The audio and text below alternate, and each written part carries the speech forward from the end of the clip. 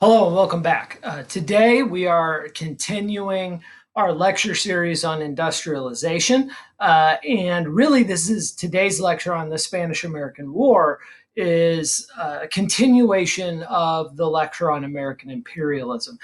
We relate American imperialism and the Spanish-American War to industrialization because imperialism and as a result the Spanish-American War are vital parts of getting resources to fuel industrialization, and it's a vital part of securing markets abroad or people to sell stuff to abroad.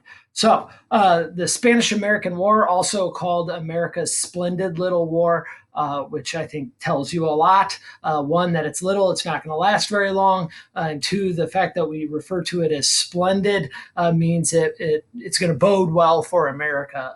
We're going to be able to win this war really pretty easily.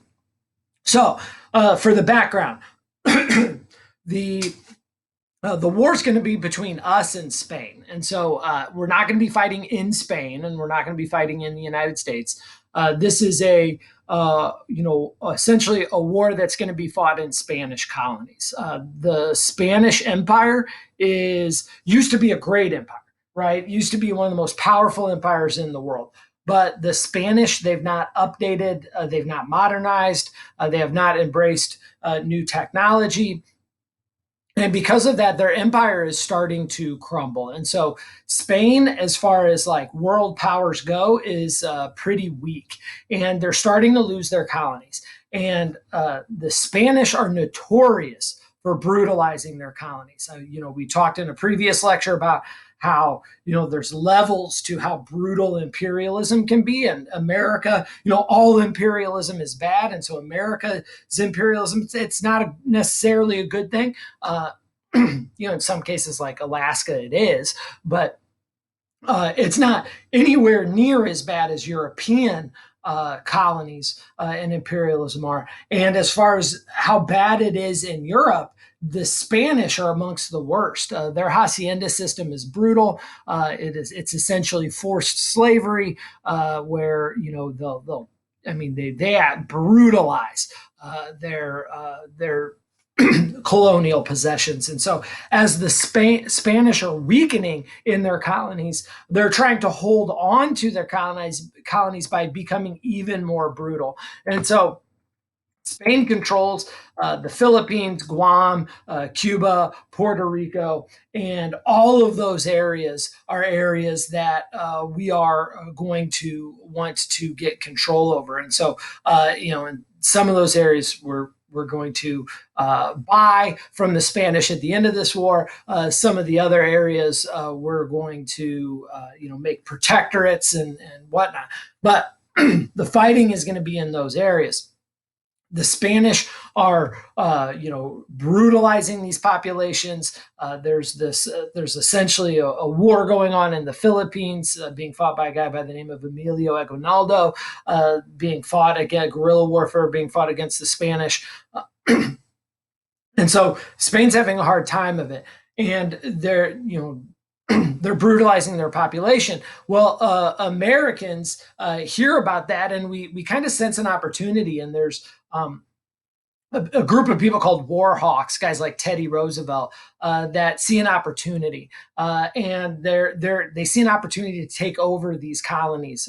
We want the Philippines because they have lots of resources. We want Cuba because they've got sugar cane, and it's very close to the United States. And Guam is a really important strategic a piece of the puzzle. And so we're looking to control these, and we're going to use Spanish brutality as an excuse to step in and take over those colonies. Now, one, that is kind of self-serving, right? We're more interested in the economics here than we are in ending Spanish brutality. But we're going to see that American control over these places is definitely a step up from the Spanish. In some cases will lead to independence. With Puerto Rico, they're going to become a territory of the United States. The Philippines will get bad when we take over from the Spanish. We're going to be fighting our own guerrilla war there. But really quickly, by the time William Howard Taft starts to rule the Philippines, he's going to start to correct those problems, and then eventually the Philippines will be turned back over into to the Filipinos. So it's a long process to go from Spanish total brutal oppression to return of control of these areas to the native peoples. But America is going to be instrumental in that process, but not instrumental without some guilt. So Spain wants to hold on to those territories, but they're weak. They're just not prepared to fight. The Spanish Navy used to be the best in the world, but they're still essentially using wooden ships when America has modern metal battleships, and so they're just not prepared. Because of this oppression, America is going to try and step in, and originally we're going to try and buy some of these areas like Cuba from the Spanish without fighting a war. But the Spain, it's not just about holding on to the colonies for economic reasons for Spain. It's also a pride thing that your nation is judged by how big its empire is, and if you're losing territory, that's dishonorable. And so the Spanish are going to want to hold on to Cuba at all costs, even though we're willing to buy it at what is a fair price. So why do we want Cuba? Well, because it's 90 miles off the coast of the United States. It makes sense. It's a natural kind of expansion of manifest destiny. It's a strong trading partner. They've got things we want down there, mostly sugarcane. But when we offer to buy it, the Spanish essentially say they would rather sink it than to sell it. And so they start to brutally repress the Cuban population within Cuba. They start to establish concentration camps because there's resistance. The Cuban people see that the Filipinos are resisting Spanish control. They're going to want to resist that as well. There's going to be a guy by the name of Jose Martin who's got connections in the United States that are funneling money and supplies down to a Cuban resistance, which is going to make the Spanish start to anybody that's got like American sympathies or Cuba Libre sympathies, means Cuban liberty sympathies, ends up being thrown in concentration camps. And we're seeing this situation start to escalate. And as it starts to escalate, the American government starts to get prepared. And one of the things that they're going to do is they're going to send one of our most successful admirals, Admiral George Dewey, to the Philippines as this is escalating, because that's where a large portion of the Spanish Navy is going to be located. And so Dewey goes to what is Hong Kong, which is close to the Philippines, to be prepared to fight the Spanish in case a fight breaks out. If this fight breaks out, we definitely want control over the Philippines. Manila is, a major port in the Philippines and in Asia. And so if we want to remember from our last lecture series, Asia is, primarily where we're looking for new markets and resources.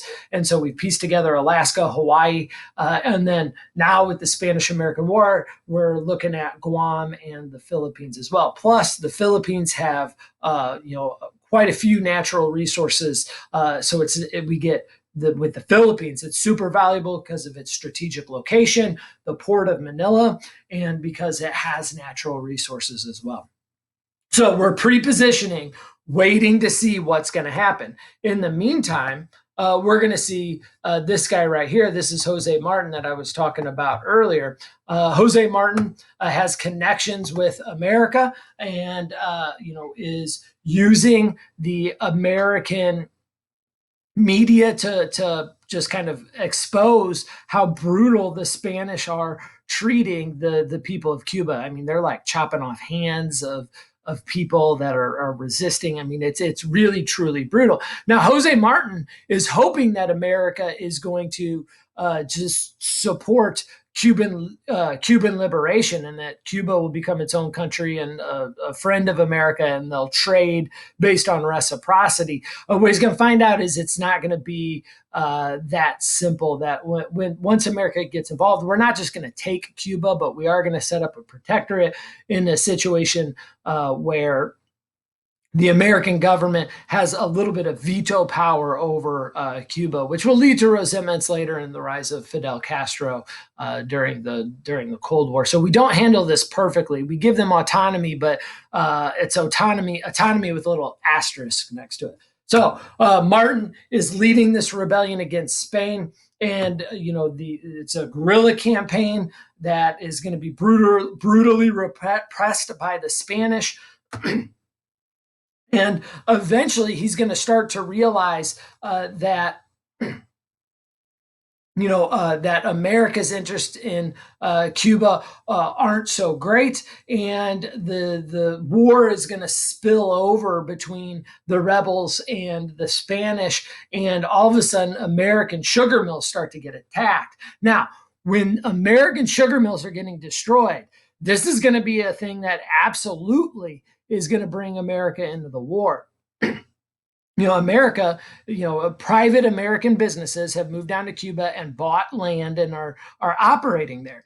And essentially, as these mills are being destroyed, America turns to Spain and says, if you can't protect our mills, then we'll do it for you. That we're going to step in and we're going to take over to protect American interests in Cuba.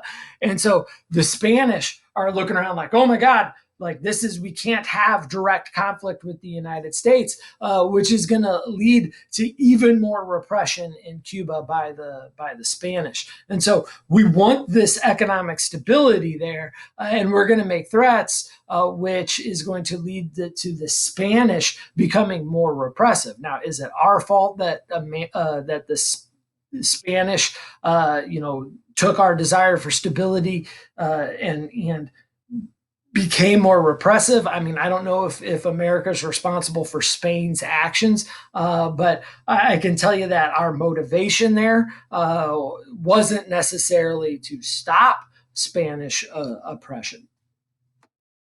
So America is going to have to kind of balance our economic interests in Cuba, because the average American person wouldn't just support war to protect some sugarcane plantations in Cuba.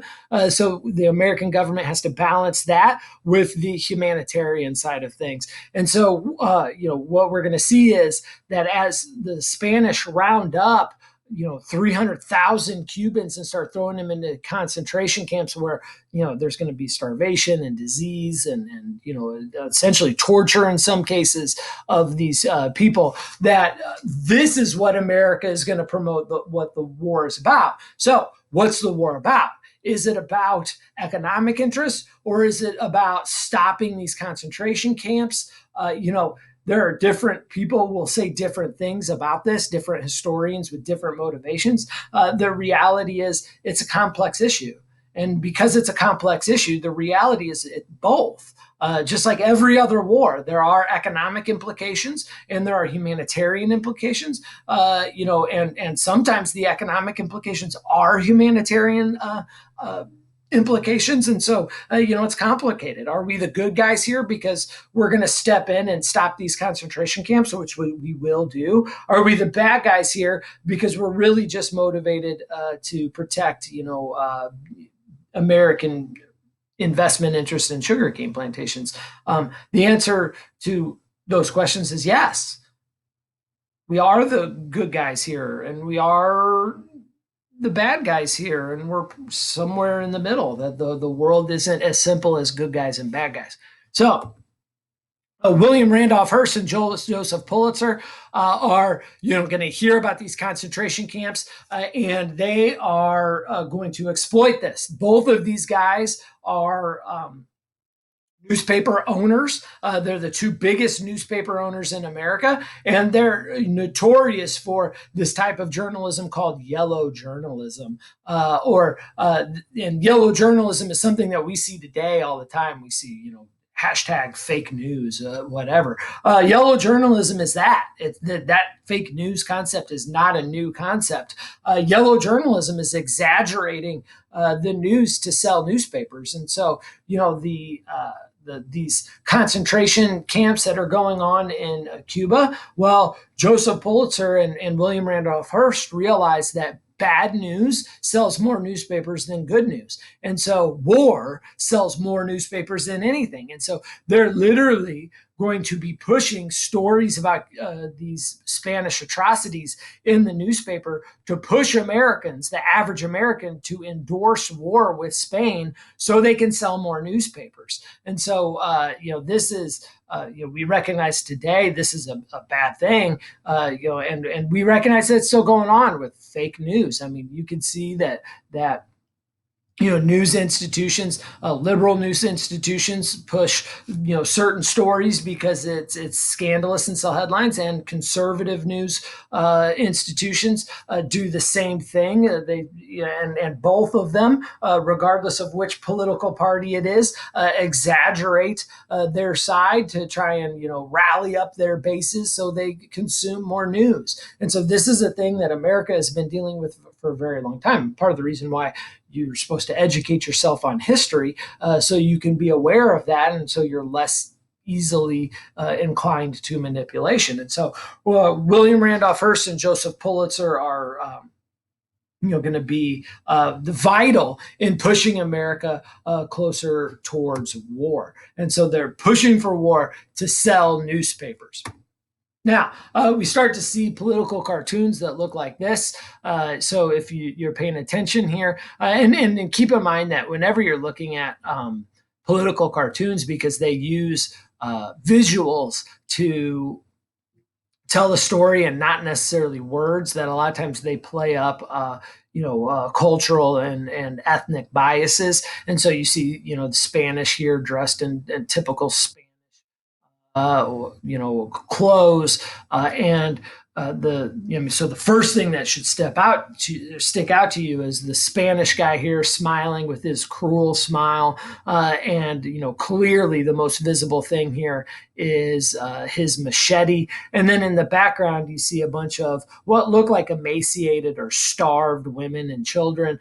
They use women and children very for a very particular reason, because they're associated with innocence. And so the idea here is that the Spanish are evil because they're like enjoying, there's that sinister smile, starving, and then the implication with the machete is butchering the innocent people of Cuba and the Philippines. And so with the title underneath of Spanish warfare, that this is what the Spanish do. And so it's images like these that are going to really push the American public to believe, that we have to get involved. Now, are these things happening? Yes, for sure. But what you don't see here is, the gigantic, American sugar mill in the back. So, is it manipulative? Is it truth? Is it both? The answer is yes. Again, the world's complicated. So America, because things are getting out of control in Cuba, is going to do the same thing we did with the Philippines. Is we're going to send in the Navy to send a signal to the Spanish: get things under control, or we're going to do it for you, and you're not going to like how we do it. So we end up sending the USS Maine down to Cuba to just as a signal: get it under control, or we will.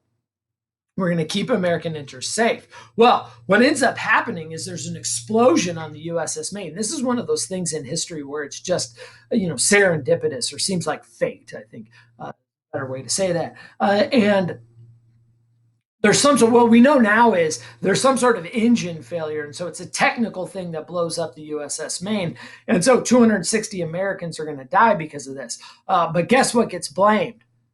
The Spanish. What you're going to see is guys like Pulitzer and Hearst, because they want war, are going to blame the Spanish for this. William Randolph Hearst is even going to announce a $50,000 award to capture the person involved, which is, he's got to know that there's nobody to catch here, but it implies that somebody did this to America. And so this is going to be the thing that catapults us into war. The American public at this point are crying out for American involvement, and so this is what's going to catapult America into war. William Randolph Hearst is going to buy a yacht, and he's going to go down to Cuba to make sure that the reporting here, that he gets the scoop on all the stories, and it's going to be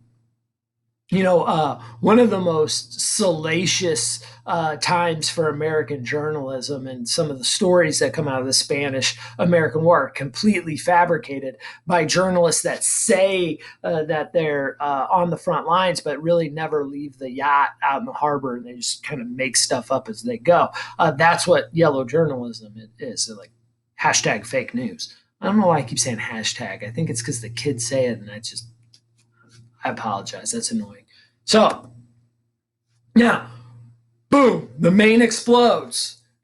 So clearly, we should attack in the Philippines, halfway around the world. Well, that's what we're going to do, because it's even though we're blaming the Spanish for attacking us in Cuba, we attack first in the Philippines because that's where the Spanish fleet is. And so Admiral Dewey is going to attack the Spanish fleet right outside of Manila on May 1st, 1898.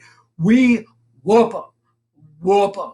I mean, we just essentially wipe out. I mean, the Spanish have wooden ships. We've got battleships. And so the Spanish Navy is essentially all but destroyed.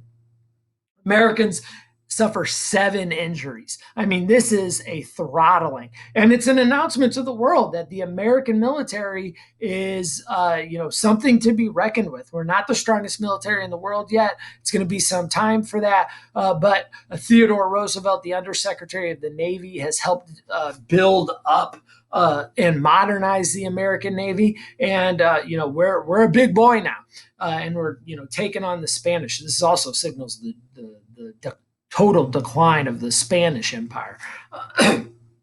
So now, once we sink the Spanish Navy, now we have to fight the actual Spanish in the Philippines. Now, the Spanish, after their fleet is sunk, they kind of know they're done, but they want to maintain a sense of pride. And so they put up kind of a token fight. As a matter of fact, there's some behind the channels conversations between the Americans and the Spanish has said, look, we're going to hold on for a little while, but eventually the Philippines are yours. We've been fighting that, Aguinaldo guy for a while now, and with our Navy gone, we don't want to look like like we've totally given up, but we're going to be out soon. And so the battle lasts for about 3 months. That's mostly face saving on the Spanish side, and then the Spanish are gonna leave. Now, initially, the Filipino resistance, being led by Emilio Aguinaldo, is going to work tangentially with the Americans. But then it becomes very clear that America doesn't plan on leaving the Philippines. We're not these great liberators, right? We're definitely going to treat the Philippines better than what the Spanish did, but we want the Port of Manila. We want control in the Pacific to be able to trade with Asia, and there's resources in the Philippines that we're looking for. And so when Emilio Aguinaldo realizes that America's not just going to leave, he turns around and starts to battle the Americans because he's not happy with us sticking around. And when that happens, we are going to start doing some of the same tactics that the Spanish will, and it gets bad. Like, the fighting here is bad. And then the impact on the non-combatants is bad too, because there starts to become food shortages for the people in the Philippines, and there starts to be some starvation there, and then that creates even more resistance. So the conflict in the Philippines will ultimately be a pretty nasty conflict with lots of death. Now, eventually, what will happen is our future president President Taft, who's not president yet, so William Howard Taft, he will become the governor of the Philippines. And so he's going to be in charge, and he'll start to pass laws that are going to be much more kind to the Philippines and democratize a lot of the areas. And this resistance will eventually fade. And so things will get better here, but they get worse before they get better. And America will maintain control over the Philippines for quite some time.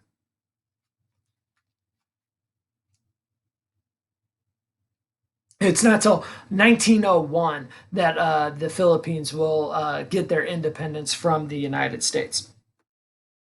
So the rest of the battle, Philippines, that's done. The rest of the fighting is going to essentially be in Cuba, and so we quickly land some forces in Cuba, and the Spanish resistance is going to solidify around Santiago, the capital. Well, Santiago has a series of hills placed around it, and so those hills are going to have to be taken before the city can fall. Our Navy is going to be able to relatively quickly control the ports and surround Cuba. So this is when Teddy Roosevelt, TR, and his Rough Riders are going to make themselves famous. And this was going to just launch Teddy Roosevelt's political career. Now, Teddy Roosevelt comes from an incredibly wealthy American family. They made their fortune in stained glass windows. And so TR, who overcame some childhood illnesses, is all about living this like physically tough life. He believes in physical fitness, and he believes like men should be manly, and he's, before the war breaks out, is undersecretary of the Navy, and so one of the top guys in charge of the Navy. But when war breaks out, he sees war as an opportunity to kind of test his manliness and courage. And he thinks all men should test themselves this way. And so what he does is he creates essentially a volunteer cavalry unit that he's going to be essentially second in command of. And that cavalry unit are going to get the nickname the Rough Riders because of who they are. Teddy Roosevelt is this super interesting guy, that he is this Harvard educated, wealthy, elite guy. But he spent time, out west with living with cowboys, and he's a big game hunter, and so he's spent time with indigenous people, all around the world. And he really has this unique view in the world that you don't have to be this Eastern elite educated person to be valuable. And so when he puts together his Rough Riders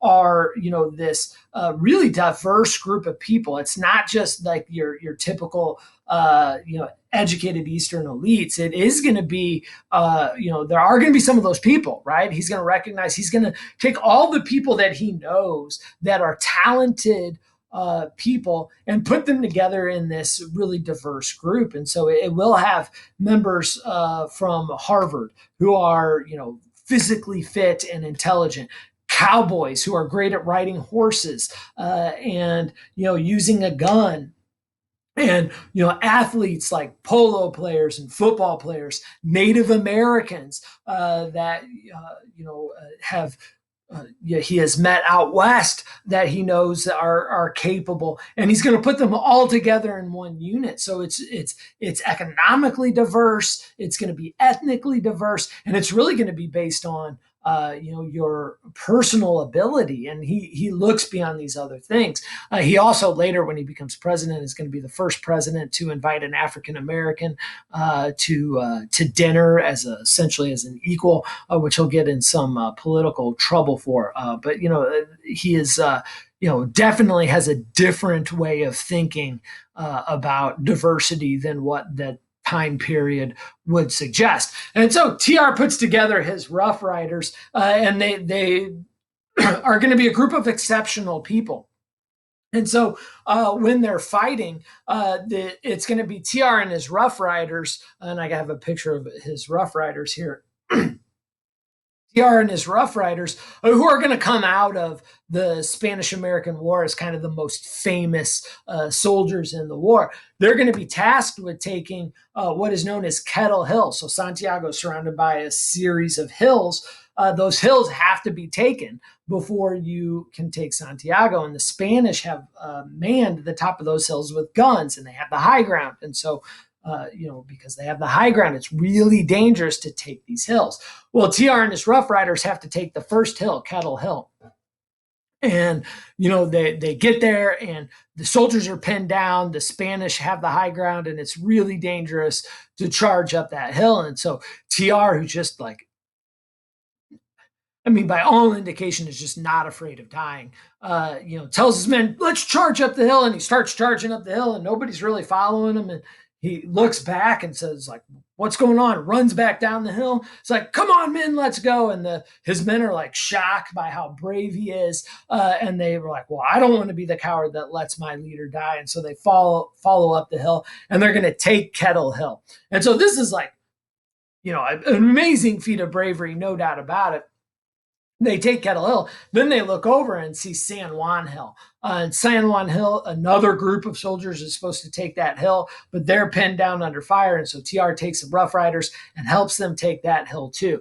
Once those hills are down, there's still a lot of other things that have to happen before we can take Santiago. But eventually we'll take the hills and Santiago will fall. Now, what's interesting here is there's lots of examples of bravery during the Spanish-American War. There are all kinds of heroic feats that were way more heroic than this one.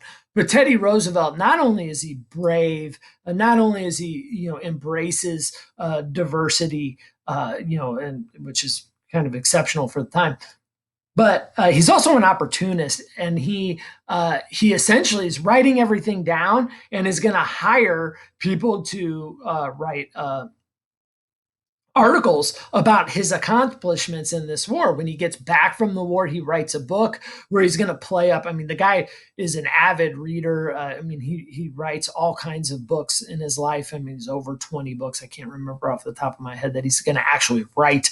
So it's like he's a soldier, he's an intellectual, he's rich, but he's, spends time hanging out with, the poor in New York City when he's the police commissioner there. And just really interesting guy.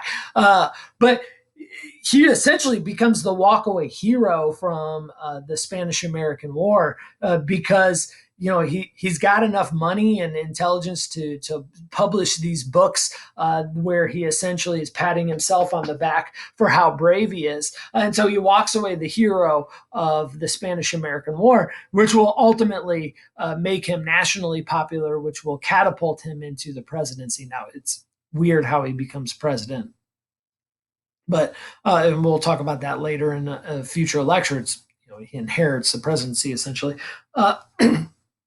But this is going to make him a widely popular figure. Now, more popular than what his actions probably deserve. But I think most people would argue that ultimately that's a good thing, because Teddy Roosevelt does some absolutely amazing things as president, and we'll go over those things later. The Antiquities Act, setting up the national parks in the United States, trust busting, helping labor right some of the wrongs that we had talked about in previous lectures.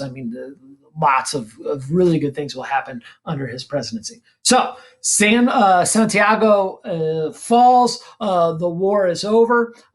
Essentially, the Spanish fleet is going to be taken out in the Battle of Santiago Bay. And so the war will end in 1898, August 12th, 1898. It takes about 3 months. America wins it hands down, with very few casualties overall. And that leads us to the treaty and the Treaty of Paris, which is going to help establish America as a world power. Cuba will be freed from Spanish control. It'll be set up as a protectorate, so they're going to have semi-autonomous rule. America's going to have some veto power over laws that they pass. We're going to set up, part of it is we're going to set up trade deals with the Spanish that are going to be contingent upon their semi-autonomy. But it's definitely a better deal for Cuba than Spanish control. Not as great as full independence, which is what we probably should have done. But for the time, there's just no other world powers giving these kind of freedoms in situations like this. And so, by 21st century standards, we kind of look at this and say, yeah, we probably should have done better and given them their complete independence. But for 19th century standards, this is pretty seriously, the pretty seriously. This is actually pretty liberal of America to give them at least semi-autonomous control. That's how I want to. Puerto Rico and Guam are ceded to the United States. We'll eventually end up paying some money for that. To the Spanish, and the Philippines will buy for $20 million. And so the and like I said before, the Philippines will end up having till about 1901 when we hand the Philippines back to the Filipinos. So this is going to continue to spread America, an American influence around the world, and is adding pieces to our power in the Pacific, as well as kicking another European power out of the Western Hemisphere, kicking the Spanish out of Puerto Rico and Cuba. So the United States is now a major world power. We have, we're the dominant power in both the Caribbean and the Pacific now. Which that's going to come into play vitally during World War II. I mean, if we didn't have these territories heading into World War II, and like I said, imperialism is not a good thing. And if nobody was imperialistic in the history of the world, the world would have been a better place. But this imperialism, although bad, and like I said, we did some bad things in the Philippines. What happened to Hawaii was shady, even though American involvement in that was American government involvement was there was more private individuals. That some shady stuff has happened.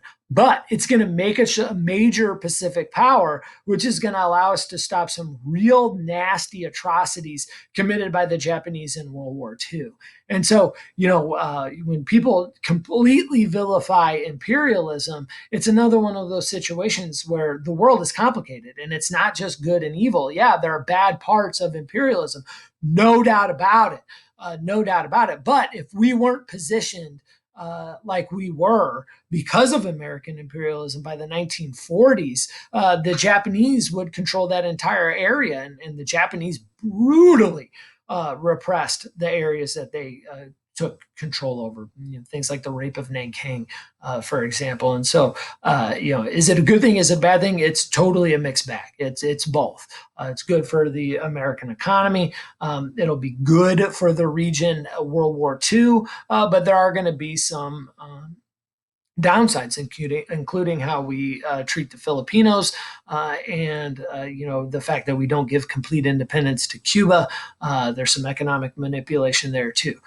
So overall, American imperialism probably shouldn't have done it. But as far as imperialistic powers, we are probably the most forgiving, and one of the first major world powers as well to recognize that imperialism needs to end, and that's going to be Woodrow Wilson post World War I.